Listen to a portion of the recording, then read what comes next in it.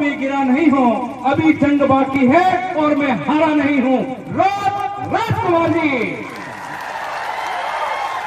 सांसद डूंगरपुर बांसवाड़ा, सभी सदस्यों को जय जोहार।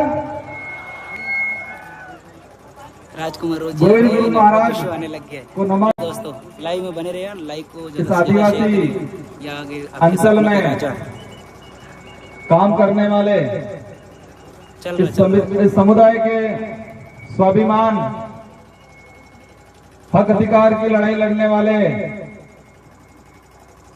टाटिया मामा भील, भक्ति के माध्यम से समाज में जन जागरण करने वाले संत सुरमाल महाराज, मामजी महाराज और साथ ही इस इलाके के अंदर मामा बालेश्वर, जिन्होंने इन गुरुओं को नमन करते हुए मेरी बात को शुरू करना चाहूंगा। आज ये जो कारवां बढ़ा है, रास्ते में लोग आ रहे हैं, ये किसी की बुलाई हुई भीड़ नहीं है। ये 1500 आदिवासी 17 नवंबर 1913 को जो शहीद हुए थे, उनका खून है और वो बदला लेने के लिए आई हुई है यहाँ किया। वो सपना पूरा करना है हमें। बड़े दुख की बात है कि 1913 में एक ही दिन में लाखों की जो संख्या एकत्रित हुई थी गोविंद गुरु महाराज के नेतृत्व में पहाड़ी पहाड़ों के आसपास के 2 से 2000 लोग और उस समय राजकुमार रोज आए भाषण दे, अंग्रेजों की तरफ से लाइव शेयर नहीं कर सकते, गोलियां चलाई कर दो लाइव में। और सभी और इस नरसंहार में चैनल को सब्सक्राइब नहीं करते। इस पहाड़ी पे महिला भी थी, बच्चे भी थे, बड़े बुजुर्ग भी थे, जवान भी थे। और एक ही दिन में अगर 1500 लोग, 1500 के करीब लोग एक साथ मरते हैं, तो आसपास का जो मध्य प्रदेश, वर्तमान में राजस्थान, गुजरात, महाराष्ट्र, जो उस समय बिल टेरिटरी के नाम से जाना जाता था, उस इलाके में क्या स्थिति बनी होगी। हम देखते हैं हमारे गांव में, अगर गांव में कोई एक्सीडेंट हो जाता है कि व्यक्ति मरता है, तो पूरे गांव को तकलीफ होती है, पूरा गांव दुखी होता है, पूरा गांव शोक व्यक्त करता है। और जिस परिवार का व्यक्ति की डेथ हुई है, वो परिवार सालों तक ऊपर नहीं आ पाता है। तो इसी पहाड़ी पे 1500 आदिवासी एक साथ मारे गए 1913 के दौरान। तो इस इलाके में कितना मातम छाया होगा, कितना डर घुसा होगा, कितना दुख हुआ होगा। ये जो गांव पड़ा था, वो गांव आज तक नहीं भरा है। तो वो लड़ाई किसकी लड़ रहे थे? मैं इन इतिहासकारों को कहना चाहूंगा, जिन इतिहासकारों ने भिन्न प्रांत की मांग को लेकर यहाँ पर भक्ति के माध्यम से आंदोलन खड़ा किया था। मेरे को भी लगेगा भक्ति के माध्यम से आप लाइव देखते, लेकिन उद्देश्य था, अंग्रेज से लड़ाई थी कि हमारा अलग से बिल प्रांत दिया जाए, ये उद्देश्य था। माध्यम भक्ति था। भक्ति के माध्यम से बिल प्रदेश की जो लड़ाई लड़ी जा रही थी उस समय, और उस इतिहास को, सच्चे इतिहास को कई इतिहासकारों ने 2-4 लाइनों में सिमट दिया, कह दिया कि भक्ति आंदोलन हो रहा था और 1500 आदिवासी मारे गए। इस देश का तो ठीक है, लेकिन विश्व का एक भी इतिहास ऐसा नहीं मिलेगा, एक भी घटना ऐसी नहीं मिलेगी जहां सिर्फ भक्ति की जा रही थी और गोलियां चलाई थी।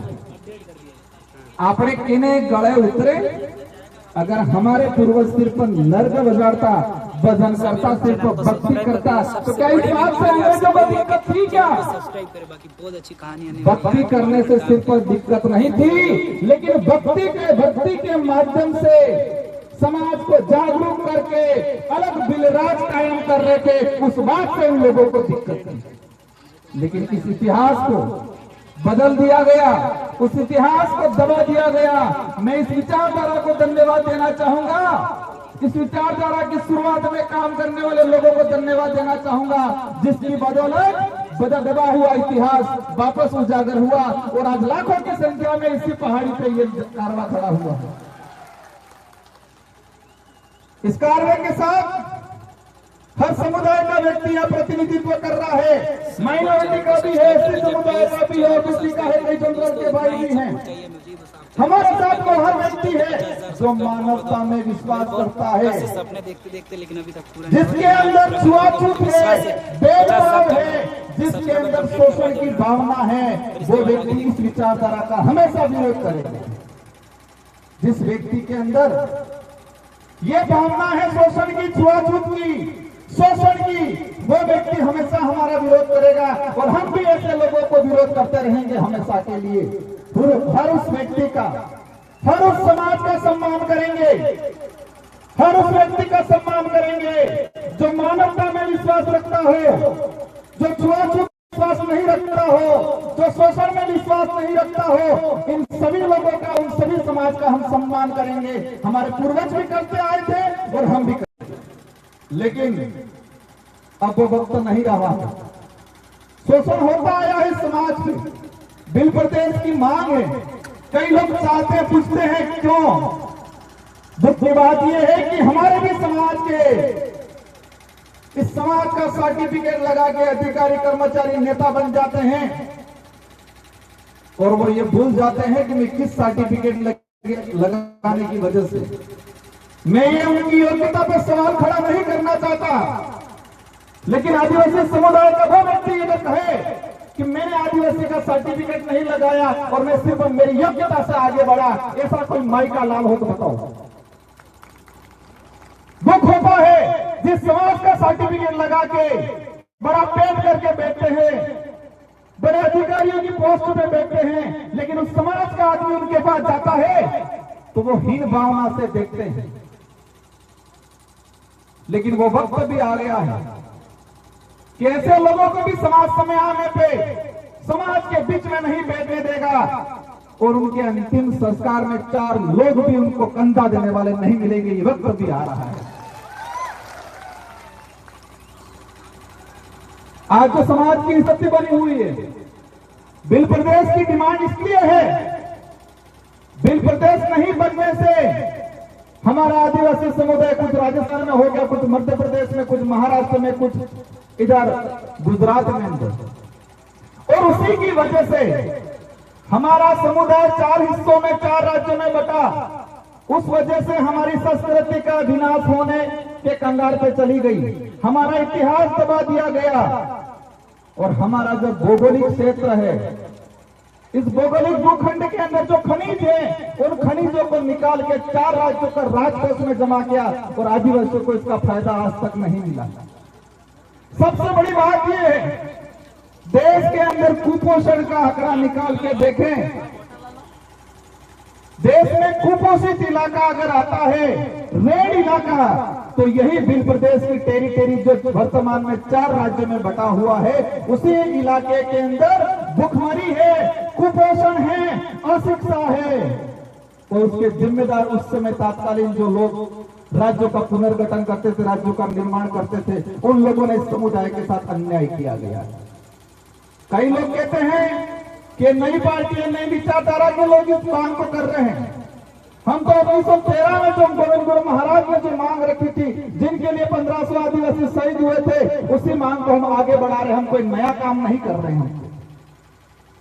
और इस बात को लेके कांग्रेस के कई नेताओं ने ये बात रखी है और वर्तमान टीएडी मंत्री, और देखा है मैंने राष्ट्रीय पार्टियों के टीएडी मंत्री वो बनाया जाता है जो किसी के इशारे पे चलता है, उनको पर्ची पकड़ा दी जाती है और उनसे पढ़वा दिया जाता है। ऊपर मालियों खाली रे बिल्कुल अणा ऊपर मार जाते कि नहीं बोली। नंदलाल जी मेरा टीएडी मंत्री थे, भाजपा से ही बिलोंग करते थे। उन्होंने खुद कहा था बिल प्रदेश बनना चाहिए, तो बाबूलाल जी आप कौन सी खेती मूली हो जो आज कह रहे हो नहीं बनना चाहिए। कई नेताओं ने बंसीलाल जी पुरिया मध्य प्रदेश से उन्होंने आपकी बात रखी थी, गुजरात के कई नेता बात रखी है, और राहुल गांधी जी खुद यहां बोल के गए हैं कि आदिवासी इस देश का मूल मालिक है। तो क्या बाबूलाल जी उनसे भी ऊपर चले गए? ऐसा लग रहा है ना। मैं कई बार कहता हूं, आप यहां पर जो आए हैं वो गरीब परिवार से आदमी आया है। इस आंदोलन में, इस कार्य में जो पहुंचा है गरीब परिवार से, जिसके पास पैसा नहीं है, दौलत नहीं है, बड़े बड़े बंगले नहीं है, गाड़ियां नहीं है, लेकिन वो यहां पर आया है क्योंकि उसका जमीर जिंदा है, इसका जमीर जिंदा है। उनके अंदर यह है कि मुझे आत्म स्वाभिमान की लड़ाई लड़नी है, मेरे पूर्वजों का अधूरा सपना पूरा करना है, ये दिमाग में है। हमारे भी समाज के बहुत सारे पैसे वाले ऐसे लोग जो पेट भरने की लड़ाई लड़ते हैं, सुख सुविधा अर्जित करने की लड़ाई लड़ते हैं, स्वाभिमान की लड़ाई नहीं लड़ते हैं। और ना नेशनल पार्टियों को भी हमसे यही दिक्कत है, हमें यही चाहते हैं, हमारे से यही चाहते हैं कि आप सिर्फ भौतिक सुविधा की बात करो, पेट भरने की बात करो, सरकारी गेहूं की बात करो, आप अधिकारों और जल जंगल जमीन की बात मत करो, ये चाहते हैं वो लोग। हम सिर्फ 2 रुपये गेहूं की बात करेंगे, हम रोटी कपड़े मकान की बात करेंगे, ये बात करते हैं तो किसी पार्टी वालों को हमसे दिक्कत नहीं है, लेकिन हम जल जंगल जमीन की बात करते हैं उनको दिक्कत हो जाती है, हम की बात करते हैं उनको दिक्कत हो जाती है, और धर्म की बात करते ही पूरे आग बबूला हो जाते, पूरा फपड़ जाते हैं ये लोग। फपड़ते नहीं फपड़ते? मदन दिलावर जी फपड़ गए थे, लेकिन आज पता था मानगढ़ की धरती पे आदिवासी समुदाय एकजुट हो रहा है, और उनकी पार्टी का ऊपर से प्रेशर था, और 2 महीनों बाद उनको कहना पड़ा कि मैं खुद आदिवासी हूं, मेरे पापा दादा सीतामाता अभ्यारण्य में रहते थे, ये बोल के चले गए। प्रतापगढ़ वाले साथियों, खोजना पड़ेगा उनके बाप दादा सीतामाता अभ्यारण्य में कहां रहते थे, क्या वो भी झूठ बोला है कि नहीं बोला, इस पर भी जांच कराएंगे हम लोग। इनको छोड़ने वाला नहीं है, उस कौम को छेड़ा तुमने, जिस कौम ने अंग्रेजों से लोहा लिया, मुगलों से लोहा लिया, राजा रघुओं से लोहा लिया, ये बात अलग है। हमारा समुदाय भोला है, सीधा है, हम दयालु हैं, उसी बात का कई लोगों ने हमारे साथ फायदा उठाया है, लेकिन अब वक्त नहीं रहा, हम चतुर हो गए हैं, सावधान हो गए हैं। अब ये लड़ाई लड़ने वाली हम सिर्फ नेता एमएलए एमपी बनाने तक सीमित रहने वाले नहीं है। जिस तरह गोविंद गुरु महाराज का भक्ति के माध्यम से बिलराज कायम करने का उद्देश्य था, इसी बनाने के माध्यम से बिलराज कायम हमारा जो लक्ष्य है वो पूरा करने वाले हैं। मैं इस कमांडाल में विराजमान सारे साथियों से अनुरोध करना चाहूंगा, हम यहां पर आ गए, तालियां बजा दी, हम 1-2 सेल्फियां ले ली, इंस्टाग्राम पे चढ़ा दिया, वहां तक सीमित नहीं रहना है। सबसे पहले हम सबको मजबूत होना है, और मजबूत दिमाग से होना है, क्योंकि कई बार हम कहते हैं आंख से अंधा है, कानों से बहरा है, इसको हम जा सकते हैं, लेकिन दिमाग से अंधा है, उसका इलाज नहीं हो सकता है। आंख से अंधा है, कानों से अंधा बहरा है, पैर से विकलांग है, हाथ से विकलांग है, उसको हम रास्ता दिखा सकते हैं, वो बात मान लेगा, लेकिन जो दिमाग से विकलांग है उसका इलाज नहीं है। तो हमारे आसपास भी ध्यान रखना है, दिमाग से विकलांग कौन है, और देखा है ये राष्ट्रीय पार्टी वाले अधिकतर दिमाग से विकलांग हैं, उनको पर्चियां पकड़ाई जाती है, उनको बुलवाया जाता है, उनको खुद को नहीं पता है हम क्या बोल रहे हैं, क्योंकि वो दिमाग से विकलांग है। अगर दिमाग से विकलांग नहीं होते तो अपने विवेक से सोचते हैं ये सही है गलत है। बाबूलाल जी आज कह रहे हैं, लेकिन उनको यह नहीं पता कि नंदलाल जी मीणा खुद चाहते थे बिल प्रदेश बनना चाहिए, और कई बार उन्होंने यह स्टेटमेंट किया गया, क्योंकि वो दिमाग से विकलांग है। हम सबको पढ़ाई करनी है, और मैं मंच से कहना चाह रहा हूं, केंद्र सरकार से बहुत जल्दी बिल प्रदेश को लेके एक कमेटी गठित करके इसका एक क्राइटेरिया कितना है, इसके हमारे लिए पूरी कमेटी गठित करके काम कराने की कोशिश रहेगी बहुत जल्दी।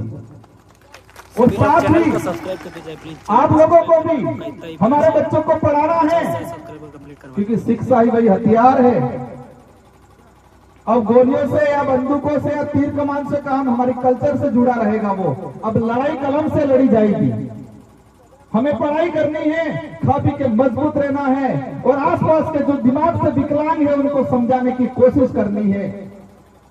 आज जो वर्तमान स्थिति बनी हुई है, धर्म की बात को लेकर चिढ़ते हैं हम लोगों से। मुझे लग रहा है संचालक महोदय से रुकने की कोशिश कर रहे हैं। इन लोगों की पॉलिसी है धर्म के नाम से लड़ाओ, लेकिन हमें ध्यान रखना है, हमें धर्म के नाम से नहीं लड़ना है, न धर्म के लिए लड़ना है। हमको जल जंगल जमीन के लिए लड़ना है, धर्म के लिए नहीं लड़ना है। आदिवासियों को आदिवासियों से खत्म करने की नीति अपनाई जा रही है। आदिवासियों को आदिवासियों से खत्म करने की नीति अपनाई जा रही है और उस नीति में पहला उनका जो उद्देश्य है, पहला उनका हथियार वो धर्म है। और उसका उदाहरण हम देख चुके हैं मणिपुर के अंदर। आदिवासियों ने आपस में मारा काटा। वो जमीन की लड़ाई कम थी, वो धर्म की लड़ाई ज्यादा थी।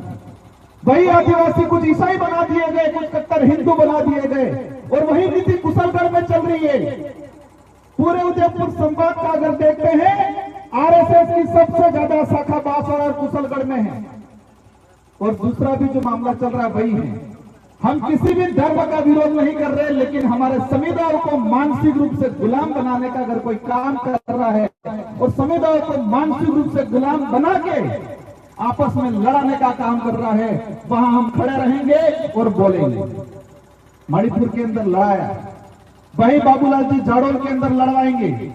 और हमने अभी ये नहीं संभाला तो आने वाले समय के अंदर हमारा समुदाय जमीन के लिए, हक अधिकार के लिए, आरक्षण के लिए, स्वाभिमान के लिए नहीं लड़ेगा, धर्म के लिए लड़ेगा। हम धर्म पूर्वी लोग हैं। हम गोविंद गुरु महाराज, संत सुकुमार महाराज, मालजी महाराज को मानने वाले लोग हैं। हमें दूसरे के किराए के धर्म में रहने की जरूरत नहीं है। इसलिए हम सबको मजबूती से खड़े रहना है। और आज जो आए हैं, हम क्षमा चाहेंगे, कुछ असुविधा हुई होगी। आज मैं भी एमपी हूं, हमारे 4 विधायक हैं और हम आज से कह के जाना चाहेंगे, अगली बार बहुत शानदार व्यवस्था मिलेगी आप लोगों को। और कोशिश रहेगी और आप सबको मिलकर कोशिश करनी है कि अगली बार ये पहाड़ी तो ठीक है, लेकिन वो पहाड़ी भी डग जाए, इतना कारवा बढ़ाना है इस बार। मोदी जी भी मजबूर हो जाए सोचने के लिए कि बिल प्रदेश के वासी जग चुके हैं और इस कार्य में हम हर समुदाय को साथ में लेंगे। इस इलाके में रहने वाले कोई भी समुदाय हो जो मानवता में विश्वास करता है, हमारे पूर्वजों ने भी साथ दिया था। आज देश के अंदर महाराणा प्रताप को महान राजा माना जाता है। महाराणा प्रताप के पास कौन सी सेना थी? इस देश के अन्य सारे राजाओं ने अकबर की अधीनता स्वीकार कर ली, तो महाराणा प्रताप के पास कौन सी ऐसी सेना थी? कौन सी ऐसी तोपें थी? उनके भाई थे जगमाल और पृथ्वी सिंह। वो 2 भाई भी मान सिंह जी के साथ चले गए थे। और महाराणा प्रताप की तरफ से लड़ाई कौन लड़ रहा था? मान सिंह लड़ाई लड़ रहा था। लेकिन मुझे दिक्कत इस बात से है कि पाठ्यक्रम में वो जमीन और स्वाभिमान की लड़ाई थी, लेकिन उस लड़ाई को धर्म की लड़ाई के नाम से डालना चाह रहे हैं ये लोग। किसकी लड़ाई साबित कर रहे हैं इस इतिहास में? धर्म की लड़ाई थी ये बोल रहे हैं। वो धर्म की लड़ाई नहीं थी, जमीन की लड़ाई थी, स्वाभिमान की लड़ाई थी। लेकिन आज इसको झूठा परोसा जा रहा है। वही कौम है जो महाराणा प्रताप के साथ खड़ी रही थी। माइनॉरिटी के लोग थे, आदिवासी समुदाय थे, गला कटवाया था और राणा प्रताप को देश के अंदर महाराणा प्रताप का गर्व दिलाया। और वही कौम है। हम उस समुदाय को भी कहना चाहते हैं, आप दूसरे के बहकाव में नहीं आए। पहले एक भाईचारा था, उस भाईचारे को बढ़ाए। मैं दोबारा वही कहना चाहूंगा, हर उस व्यक्ति का हम साथ देंगे, हर उस व्यक्ति को साथ रखेंगे जो मानवता में विश्वास रखता है, छुआछूत, भेदभाव, शोषण की नीति से दूर रखता है, और हर व्यक्ति का हम साथ देंगे। साथियों को शांतिपूर्वक तरीके से जाना है। कुछ असुविधा हुई होगी, आयोजन कमेटी ने बहुत शानदार आयोजन किया है, ये तो आज व्यवस्था की है। पुलिस प्रशासन का भी शानदार सहयोग रहा है, अन्य डिपार्टमेंट के लोगों का भी शानदार सहयोग रहा है। फिर भी जो कमी पेशी रही होगी आने वाले साल ये कमी पेशी आपको नहीं दिखने मिलेगी। हम सब मिलकर कोशिश करेंगे। इन्हीं शब्दों के साथ आप सबको धन्यवाद। आप सभी आज प्रण लेके जाए, एक साल के अंदर हमारे बच्चों को शानदार एजुकेशन दे, खा पी के मजबूत रहे, और पैर से विकलांग होंगे चल जाएगा लेकिन दिमाग से विकलांग नहीं होना है, ये प्रण लेके जाना है। आज हम जल जंगल जमीन की लड़ाई लड़ेंगे, हम धर्म की लड़ाई नहीं लड़ेंगे, ये प्रण लेके जाना है। आज बांसवाड़ा के अंदर फॉरेस्ट के लेके जगपुरा को लेके ये बात हम दिल्ली के सदन में रखेंगे और उसका समाधान भी कराएंगे। आप निश्चित रहे। इन्हीं शब्दों के साथ आप सबको धन्यवाद, आभार, जय जोहार, जय भारत, जय बिरजू। बहुत खूब, एक बार जोरदार तालियों की गड़गड़ाहट से अभिनंदन करें। बहुत सारी बातों का संदेश यही है कि अभी भंवर जी का बोलना बाकी है, बस खाली आप 10, 15, 20 मिनट और बैठ जाएं, इससे ज्यादा आपका समय नहीं लेंगे। हाँ, लोकेश भाई का कोई फोन गिर गया है। लोकेश भाई बहुत ज्यादा उनका वक्तव्य, भंवर दादा 20 मिनट लेके भंवर जी को सुन के ही जाए प्लीज। उनको सुनने के लिए ही तो बाकी सभी वक्ताओं के नंबर कट गए। बहुत ज्यादा प्रभार आपके बीच में आ रहे हैं। भंवर जिले की 2 लाइनें, न मैं गिरा और न मेरी उम्मीदों के मीनार गिरे, पर लोग मुझे गिराने में कई बार गिरे। सवाल जहर का नहीं था, वो तो मैं पी गया। तकलीफ लोगों को तब हुई जब मैंने इतना बड़ा कारवां खड़ा कर दिया। भंवर लाल